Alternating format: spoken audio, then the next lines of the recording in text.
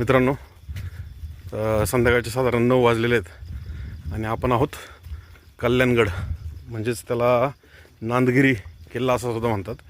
आणि आपण आज दिवसभर मानखटाव इकडचे 2-3 गड करून संध्याकाळी इथे आलो. आणि एक चूक झाली आपल्याकडून.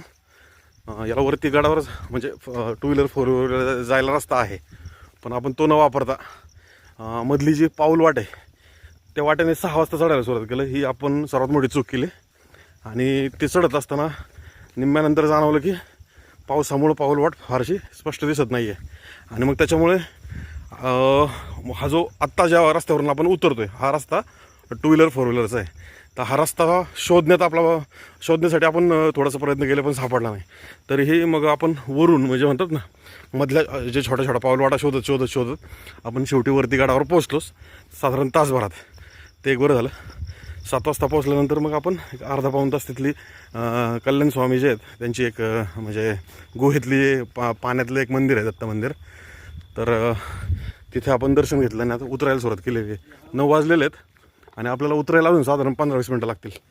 तर थ्रिलिंग अनुभव होता. जर वेळेत आम्ही 7 वाजता तिथं पोहोचलो नसतो, अंधार जर चढताना झाला असता मधल्या पाऊलवाटांनी, तर ते खूप रिस्की होतं. कारण याची हाईट जास्त आहे आणि हाईटवरून चालताना 2-3 वेळा घसरून पाडण्याचे पण प्रकार घडले.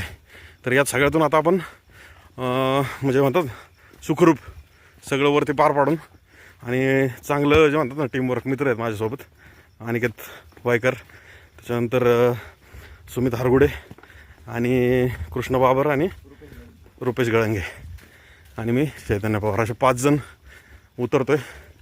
आणि एक पुढच्या 10-15 मिनटांमध्ये आपण कारपर्यंत पोहोचू. आपण जिथं खाली कार पार्क केली होती. तर तिथं पोहोचल्यानंतर आपण पुढचा प्रवास करूयात. चला मित्रांनो, भेटूयात पुढच्या व्हिडिओमध्ये.